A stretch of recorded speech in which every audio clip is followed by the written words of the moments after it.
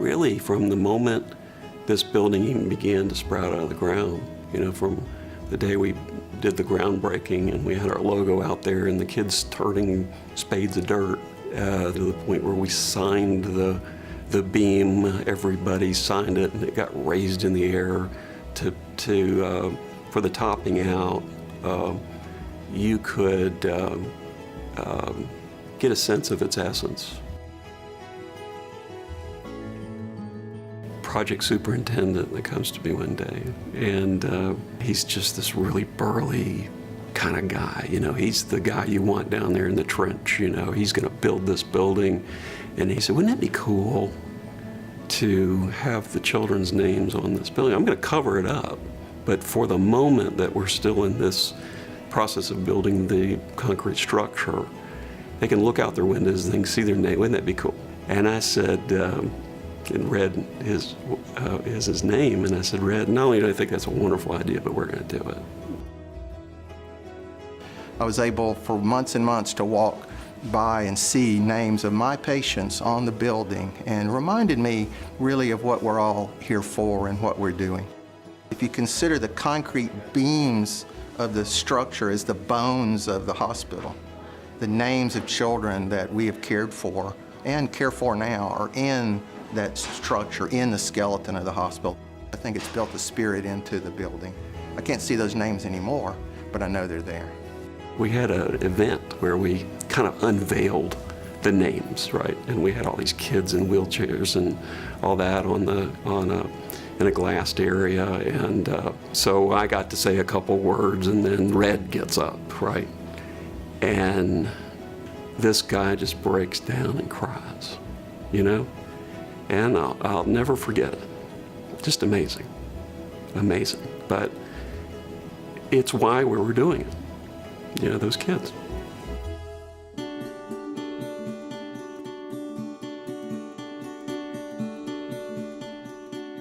The kinds of children we were seeing are very ill, very technology dependent kind of kids. We're saving kids' lives today that 10 years ago wouldn't have been saved. We found that the existing building just couldn't serve not only the volume, but this sort of technically complex child that we see. So we knew we had to really rethink our model here. And so in that, sort of the seeds of what is the Benjamin Russell Hospital for Children began. The opportunities are limitless, really. We don't know where we're going to get to. Our goal is to cure every child of every disease that comes to the Children's Hospital, whether it be cancer, my specialty, or cystic fibrosis, or heart disease, or premature birth. And I see the hope that we're going to get there.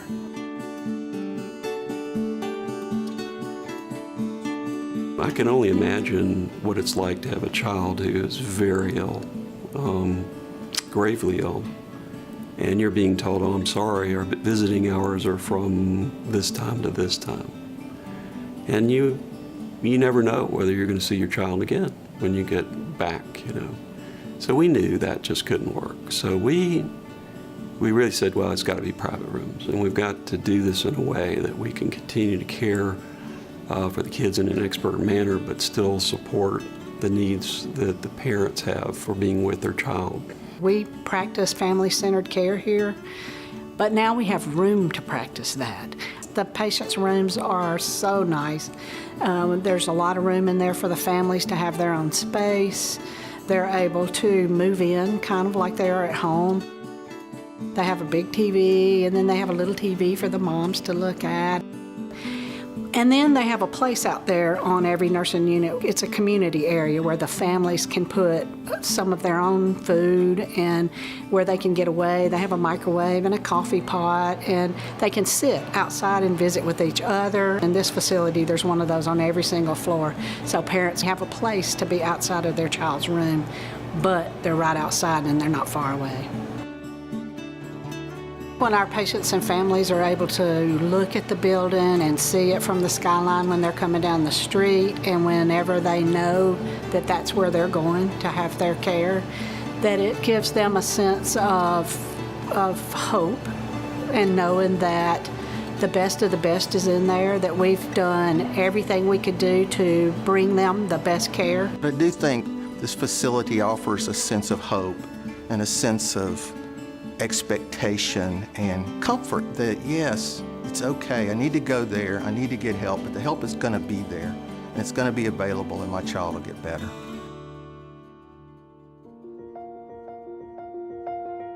When it became evident that a new major replacement and expansion facility had to take place, and we needed to do it not only for right now, but for children whose mothers have not yet been born. That project took shape. Frankly, it gives me chills right now to think about it in those terms. You know, even today, people come up and tap me on the shoulder and go, Children's Hospital is awesome. It has changed the skyline of the city of Birmingham. Everything about this building exudes quality. They just gave so much thought to making it a quality place. I'm just so proud to have been a part of it. I had the chance to walk through that tent and see those guys that were there, and so I could say to them, thanks for what you're doing. You're doing important work. It's going to last a long time. You're building a cathedral here for health care for kids in Alabama. Every year we have literally hundreds of kids that come here from every county in the state. And one of the things that always touches me is how important getting here is to folks that live out of town. There's almost a sense of relief, in spite of all the troubles that they know they may be facing, a sense of relief that they're here at Children's of Alabama.